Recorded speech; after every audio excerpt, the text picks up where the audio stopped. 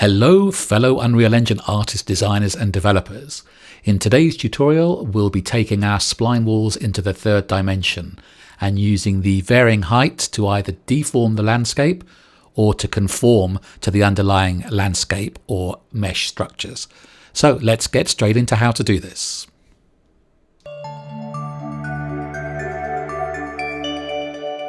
So today we're going to add the third dimension to our spline wall system with varying heights along the spline.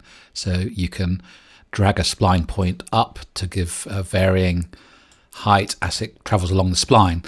But that brings with it some issues, which is that it doesn't tie in to the underlying landscape or meshes.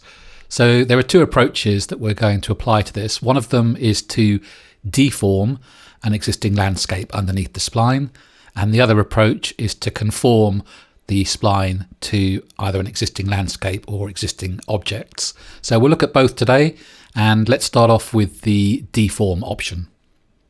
Let's start off by creating a new level with a landscape on that we can deform. So File, New Level, and we'll do the basic level here as the starting point. And let's save it straight away, Control S, and let's call it something like Simple Landscape. Now we've got a floor here at the moment, so let's delete that and now create a landscape. So go into landscape mode and we'll create a new one. Now I'm starting off with, I'm going to show you how it works if you haven't got any edit layers. So uncheck the enable edit layers here. Let's put on a proc grid material on here. It doesn't really matter the size, so you can leave that as it is and create. Okay, so now we have a landscape here with the standard grid material on it. Okay, let's go back to our main selection and let's put in one of our spline walls that we can then later use to deform the landscape. So go into your content here, go into the tools, BP spline wall, drag it in here. Set a wall mesh.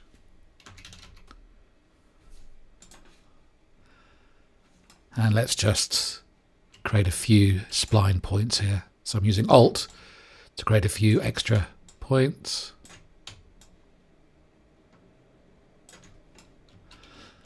And let's just to create a bit of interest, let's just create a little bit of curvature in those points as well.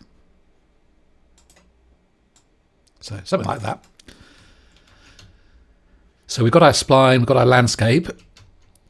And at the moment, if we raise the spline, there's a gap between the landscape and the wall base. So the first thing I'm going to show you is how to deform the landscape to fill in that gap. So let's put it down to ground level again, and you'll find that this is actually much more straightforward than you think. So if you go to the editing the blueprint, this is where we got to so far. If you're coming to this series fresh, then I've put the playlist in the description so you can catch up on this blueprint so far. So what we want to do is add an option to deform the landscape. So first thing we'll do is we will add a new variable, and this is going to be a Boolean called Deform Landscape. So the level designer can decide whether they want to deform the landscape or not. And then in our initial sequence here, let's add a new pin and drag off here. In fact, before we drag off there, let's start to pull in the Deform Landscape option. Do B for branch and then connect it, and connect the Deform Landscape option as well. So if the, in the Deform Landscape, you also need to click the eye icon so the user can select that, makes it a public variable.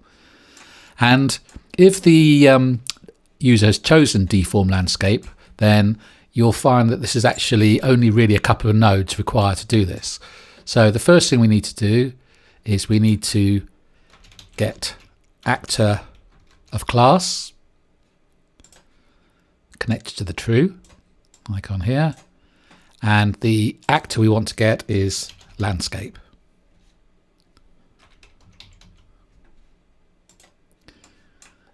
Let's just create a tiny bit more space here for it.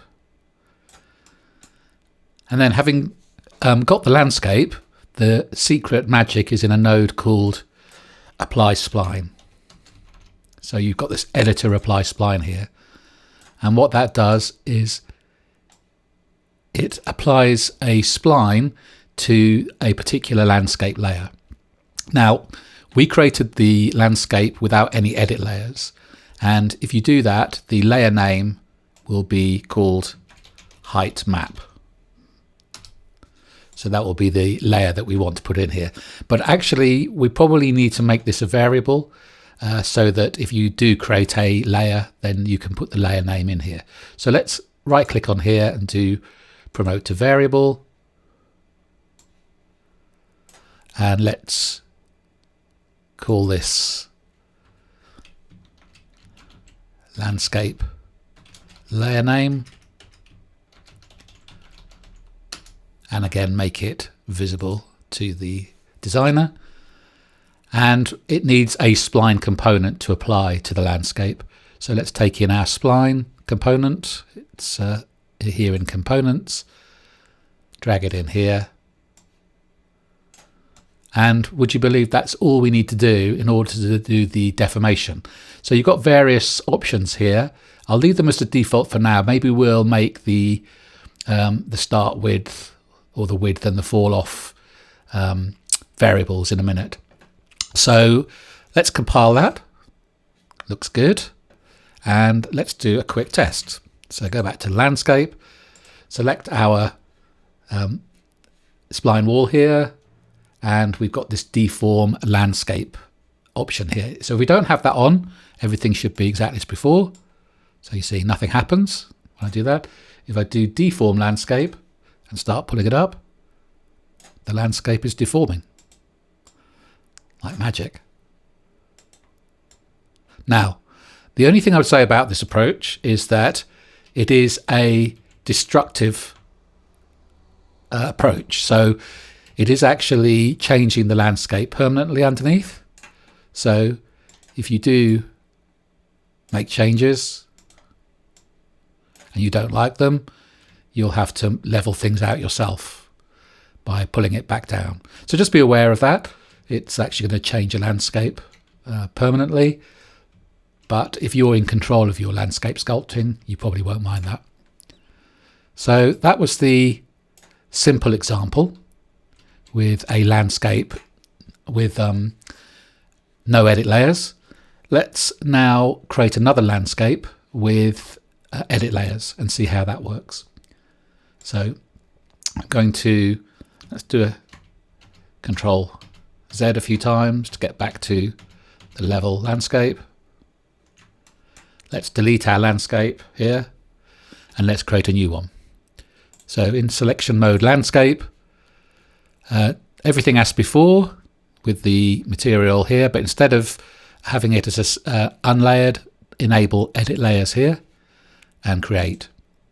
Okay, so we have the same landscape here, and you see that you have a layer with a name here. Now, by default, that name is layer, but you might want to rename it. So you could rename it, say, base. But you just have to remember that layer name because that's the one you need to apply in the spline wall parameters. So let's go back to selection mode, select this. Let's do a quick save of where we are. And if I try and, at the moment it's saying the landscape layer name is height map. If I try and adjust the height, nothing changes, even though I've got the deform landscape option, because it no longer sees this height map layer to apply it to. But if we change the landscape layer name to base and now do the changes, you'll see that they work just like before. So this approach works well for either landscapes which have no layer at all, or landscapes which have a single layer for sculpting. It won't work if you have multiple layers, because the way multiple layers with sculpting work is they're cumulative, and this is applying the complete change to the landscape, and you'll end up just with this adding on to what's already on the landscape, which is what you want. So that's where you want to use the Conform to Landscape option, which I'm going to show you a bit later on. Anyway, we can make this a bit better, because at the moment it's got default parameters for the width and the fall off here, and we want to have that under user control as well. So let's add in some parameters into our blueprint for that. So go back to your blueprint, and you can see here we've got our width and fall off here and roll options here. Raise heights and lower heights are checked by default, which is what you want. So you can not only go deform the landscape up, but you can go into the landscape as well and lower it. So let's create two new variables here. We'll call it deform width, and that's going to be a float. Make that visible, and then duplicate it with Control D, and we'll call this deform offset, and that's also a float as well. And now what we can do is we can take those, and let's plug the deform width into the start and end width. We don't want to have changing widths as we go along the spline. And the deform offset, we'll plug that into the, actually it should have been called fall off. Let's change that. Start and end fall off, and let's change the name to deform fall off.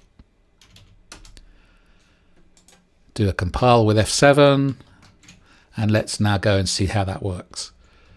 So if we change our, in fact we should have some defaults for those widths and fall offs as well. So come back here, make the deform width something like 200, and the deform fall off 200. Those are the standard defaults in this apply spline node.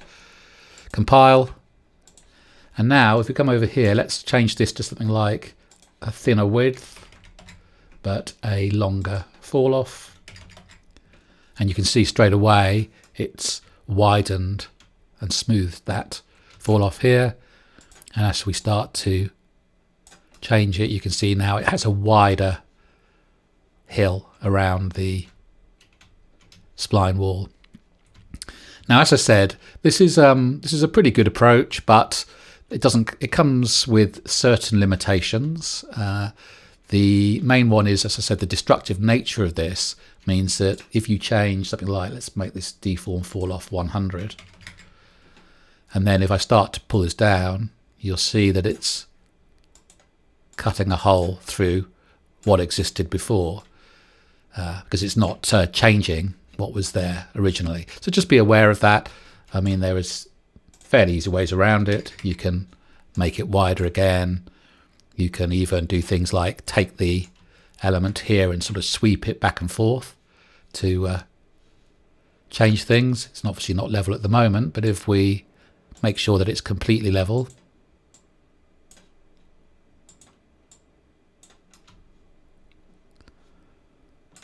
so something like that, then you'll see that if you sweep the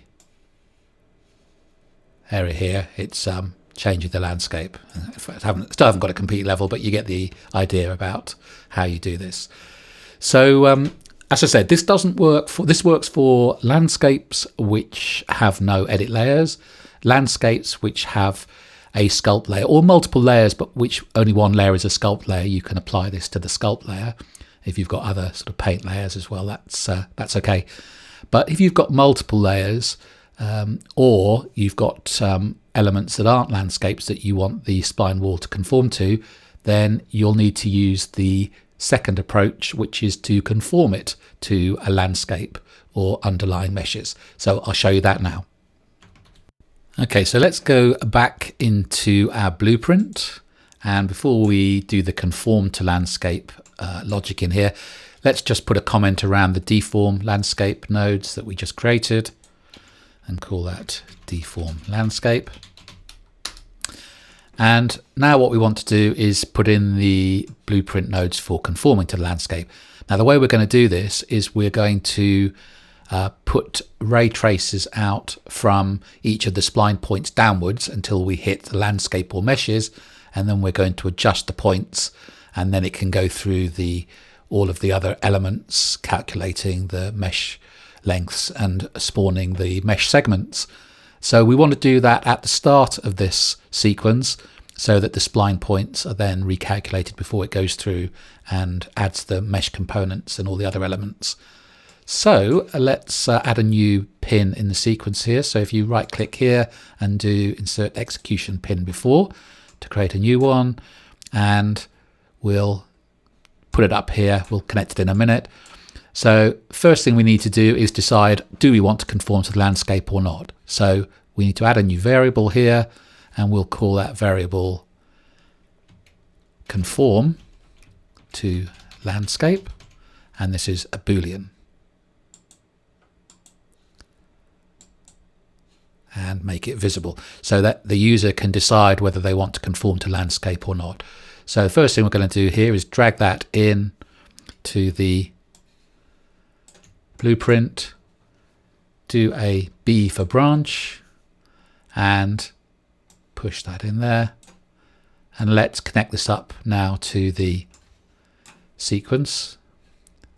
So the new sequence we created, put it in here, drag it back a little bit, tidy it up a bit. So this will decide whether we want to go ahead or not. In fact, let's put it up there. And if we do want to go ahead, the first thing I want to do is stop the landscape from being deformed, because I don't really want to conform to landscape and then deform the landscape below. So let's unset, if the conform to landscape is true, first thing I want to do is set the deform landscape option to false. So use Alt to drag that in here and set the deform landscape to false, and then it won't execute the deform landscape logic as well. And now what we need to do is go through each of the points in our spline and see what's below them and adjust them accordingly. So we will take in our spline component, so Control, get number of spline points, and then to get the last index here we subtract 1, so -1, and that gives us the maximum index for the spline. And now what we can do is we can go through each of the elements here. So what we'll do is we want to do a for loop, starting at index 0 and ending at the last spline point index. And let's just pull this down here, connect this together.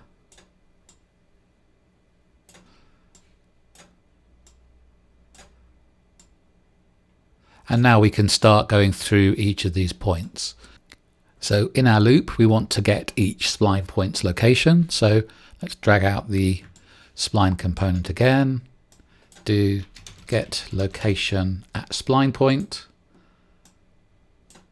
and the spline point we're going to be using is driven by this index here. So let's just put that underneath here at the moment so we can connect our loop body in a moment. So we've got the location at the spline point. What we want to do is we want to do a trace from this point or from a point above this point downwards to see if there's any landscapes or meshes underneath. So in order to do that, you can do trace. In fact, I think it's line trace by channel. And let's connect this here. So the line trace by channel needs a few things. It needs the start of the line trace, the end of the line trace, and then there's various other things that's which trace channel and whether to debug it. So we really just need the start and the end point here.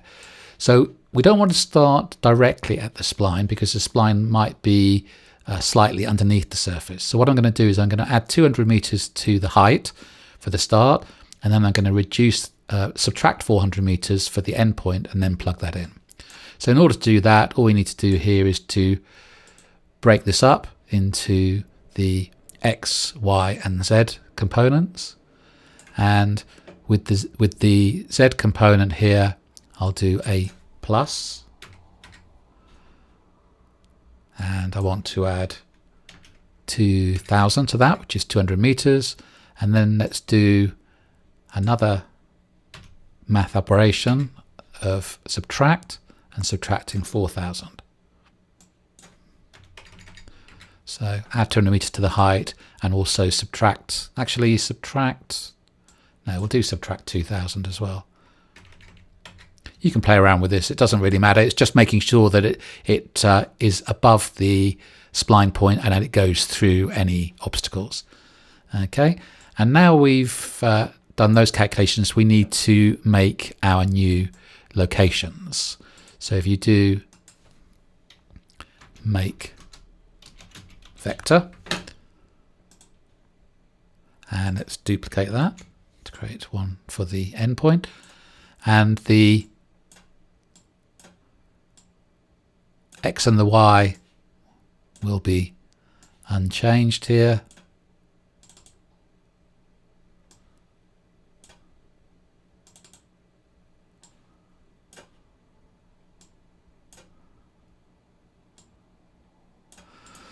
And it's the Z that we want to change. So the first one will have the added height, and the second one will have the subtracted height. And now we can plug these into our start point of the trace and our end point of the trace. And then if we break or split the pin here at the end, you'll see that we have an out hit location, and that'll be the point that we want the spline point to be adjusted to. So let's get our spline component again, and this time we want to do set location at spline point.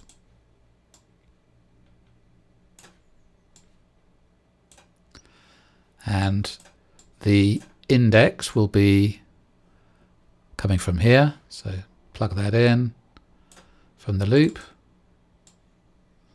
put in a couple of reroute nodes so we can see where it's coming from. And then the most important thing is taking out the hit location and putting it into the in location. And there's another very important point here as well, is the coordinate space is local. We don't want the coordinate space to be local, we want the coordinate space to be world, because we're getting a world hit location here. And so the location at the spline point has to reflect that. So let's do a compile and a save, and that will probably be all we need to do. Let's test this out. So let's go back here, and the easiest way to test this is to do a bit of sculpting on the landscape, and then try doing the conform to landscape. So let's go back into landscape mode. Go in, we've got sculpt here. So let's just do a little bit of sculpting.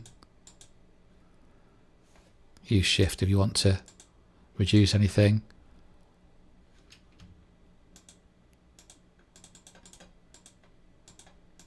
Make the brush a bit smaller if you need to.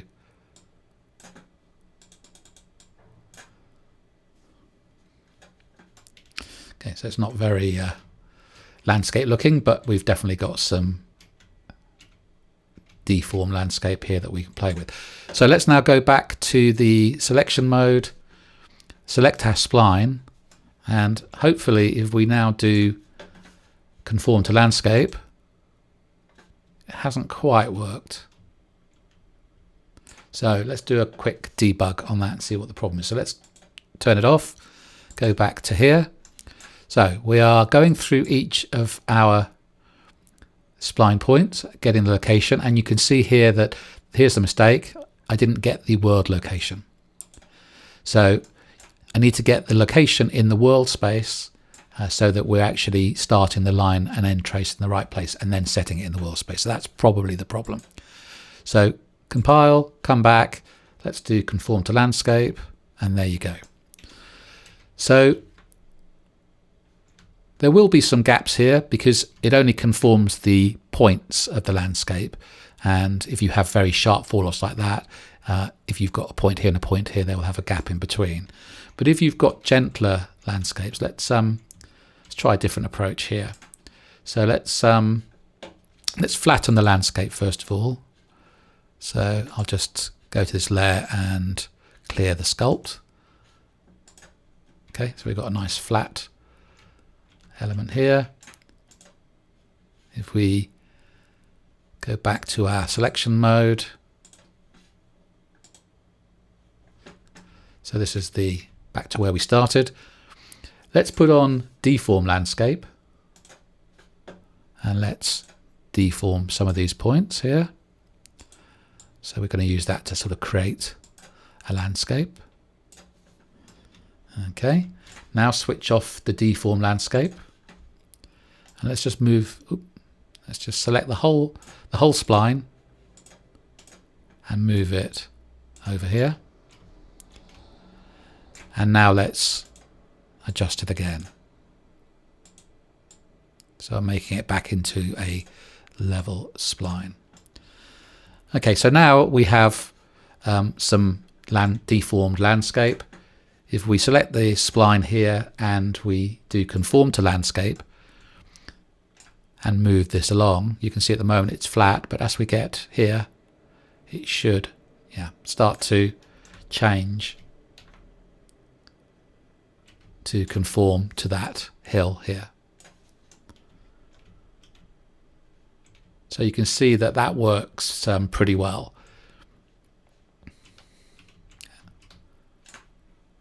And if we carry on moving down to the flat, it'll flatten again.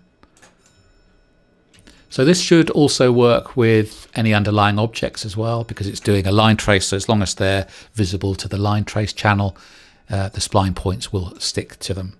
Now there are, as I said, areas where you will have little gaps depending on the slope. You can fix that by maybe putting a height offset variable in here. Maybe I'll show that in the next video. So there's one major issue with this deformed wall that I'm going to address in the next episode, and this is to do with angles. When we had things on the level and we added clamped angles, it wasn't really a problem. Let me show you what happens when it starts to curve up and down in three-dimensional space.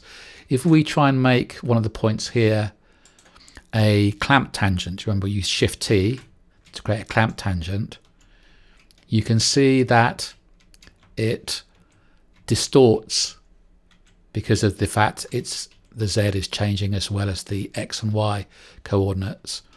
And it's even worse if we put a pillar in here as well. You can see that the pillar is upright, but the wall is at an angle. So what we want to do is we want to be able to conform to the landscape as much as possible, but be able to create level staggered wall segments for walls which need these clamped tangents. So I'll show you that in the next video. You can see on the screen now an example of how it will look once we finish doing that with the staggered walls. And we'll adopt that approach and add that to our spline wall system. So stay tuned and I will see you in the next one. So bye for now.